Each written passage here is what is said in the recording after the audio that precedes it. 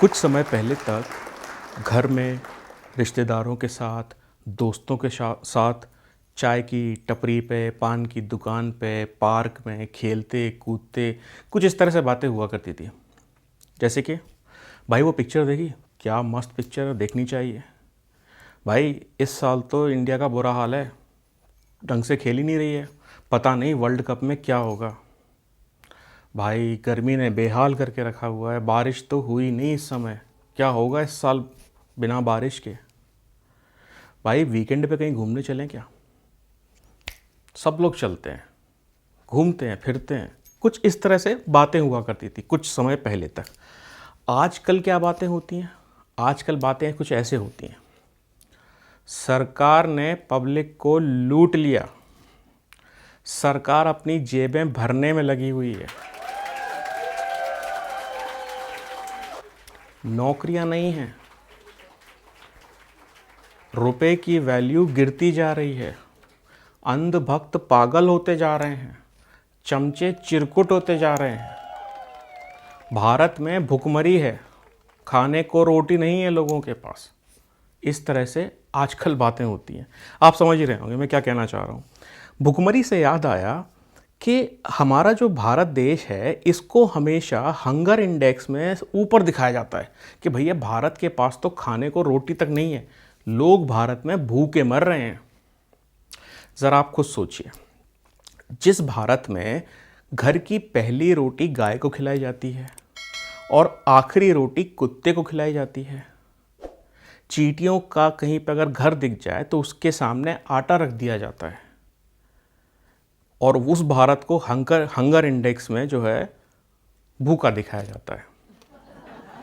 अगर हम केवल गाय की रोटी और कुत्ते की रोटी सारे पूरे भारत की इकट्ठी करें ना, तो पूरे पाकिस्तान का पेट भर जाएगा। और भारत जो है हंगर इंडेक्स में बहुत ऊपर है।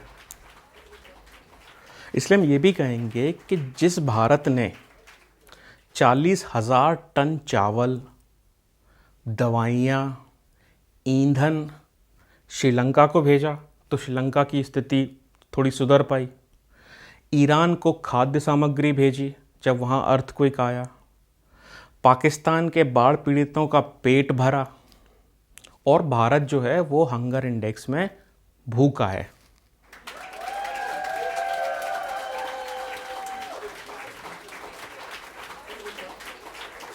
और मज़े की बात तो ये है कि पाकिस्तान और श्रीलंका जैसे देश जो हैं वो भारत से ऊपर हैं, मतलब उनकी स्थिति अच्छी दिखाई जा रही है, लेकिन भारत जो है वो भूखा मर रहा है। इंटरनेशनल पुलिस का जो संगठन है जिसको हम इंटरपोल बोलते हैं, उसने अपनी 90th जो सेरेमनी है या यूँ कह लीजिए जो मीटिंग है वो इंडिया में रखी, और भारत में 195 कंट्रीज़ से 195 कंट्रीज़ से डेलीगेट्स आए हैं। इंटरपोल का काम होता है टेररिज्म के ऊपर नज़र रखना, टेररिस्ट को टेररिज्म को ख़त्म करना, और उन टेररिस्ट का रिकॉर्ड रखना और उनके बारे में पता करते रहना। उन 195 कंट्रीज़ में से एक कंट्री है पाकिस्तान। पाकिस्तान भी आई है इंटरपोल के असेंबली में, और जो पाकिस्तान आतंकवाद, सुरक्षा, इन सब को बड़ी बड़ी इन सब की बड़ी बड़ी बातें करता है, मुद्दे बनाता है, उनसे जब ये पूछा गया कि दाऊद इब्राहिम को कब सौंप रहे हैं आप, तो वो चुप हो गए। देखिए ज़रा। इस वक्त हम इंटरपोल असेंबली में हैं। पाकिस्तान डेलीगेशन हमारे साथ है। सर, आप इंटरपोल के डेलीगेशन में यहाँ पर पहुँचे हैं, क्या कहना चाहेंगे? जो नेशनल सिक्योरिटी को लेकर जो बात हो रही है, पाकिस्तान के ऊपर जो आरोप लगते हैं आतंकवाद को लेकर, क्या कहना चाहेंगे? कुछ कहना चाहेंगे सर आप? सर, दाऊद इब्राहिम पाकिस्तान में है। सर, इस दाऊद इब्राहिम को लेकर आपका क्या रिएक्शन है? सर, पीएम मोदी ने खुद आतंकवाद को लेकर आज बात कही, क्या आपका रिएक्शन क्या है सर उस पर? सर कुछ बोलना चाहेंगे? आज इंटरपोल की असेंबली के अंदर ये बात हुई कि कैसे सारे देश मिलकर सुरक्षा व्यवस्था ठीक करें। दाऊद इब्राहिम पाकिस्तान में है। सर, फोरम पे बात मानी जा रही है कि दाऊद इब्राहिम पाकिस्तान में है, कराची में। सर, आप टेररिज्म के ऊपर कुछ बोलना चाहेंगे? पाकिस्तान डेलीगेशन से है सर।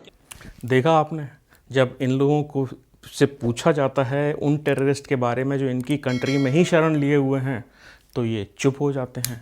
अब भाई इसके लिए हम ये कहेंगे कि देखिए इनकी कोई गलती नहीं है इसमें। आपको पता है जो इंडिया आने का जो ये अभी प्लान बना है, वो जो प्लान है वो पूरा स्पॉन्सरशिप ही पूरी दाऊद इब्राहिम और हाफिज़ सईद ने की है। अब बेचारे ये क्या कह रहे हैं।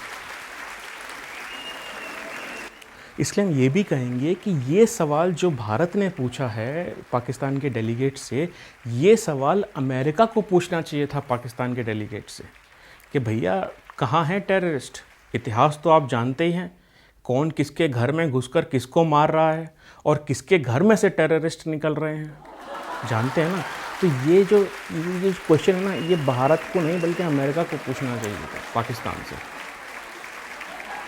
लेकिन ऐसा होगा नहीं। पता क्यों? क्योंकि हिपोक्रेसी की भी सीमा होती है। दुनिया के सबसे ईमानदार पार्टी के सबसे ईमानदार डिप्यूटी सीएम मनीष सिसोदिया जी को सीबीआई ने, पुलिस ने नहीं, सीबीआई ने समन भेजा और ले गई अपने साथ। क्यों ले गई? क्योंकि उनके ऊपर शराब घोटाले का जो है इल्ज़ाम लगा हुआ है कि भाई उन्होंने एक शराब घोटाला किया है दिल्ली के अंदर। जब सिसोदिया जी जा रहे थे सीबीआई के पास, उससे पहले उन्होंने अपनी माँ के पैर छुए, उनकी पत्नी ने उनको तिलक लगाया और उसके बाद वो एक ओपन जीप में शहीद आजम भगत सिंह का गमछा, पीले रंग का गमछा ओढ़ के और फिर गए राजघाट, यानी कि बापू से मिलने, महात्मा गांधी से मिलने, उनका आशीर्वाद लेने।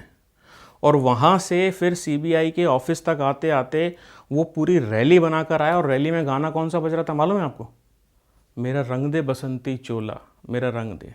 मतलब आप सोचिए ज़रा, एक शराब घोटाले का जो एक अपराधी तो नहीं कहेंगे बट आरोपी तो है, एटलीस्ट आरोपी जो है वो शहीद आजम भगत सिंह का गाना बजाकर जा रहा है जैसे उसने बहुत बड़ा काम किया हो। तो भाई देखिए, इसके लिए तो सबसे पहले हम ये कहेंगे कि ये चोर, ये चोर, ये चोर, चोर, चोर, चोर, चोर, चोर, चोर, चोर, चोर मचाए शोर, ये चोर, चोर, चोर मचाए शोर। इसलिए हम ये कहेंगे कि जब पंजाब की बारी थी तब तो आपको बापू याद आए नहीं, लेकिन अब गुजरात की बारी है तो आपको बापू याद आ रही है। बट ऑफ कोर्स आपका पिछवाड़ा तो सुलग ही रहा है, वो सबको पता है, तो इसलिए आपको बापू की याद आ रही है। लेकिन बापू भी बेचारे क्या सोचते होंगे? हाँ? बापू सोचते होंगे कि एक शराब घोटाले वाला आदमी मुझसे आशीर्वाद लेने आया है।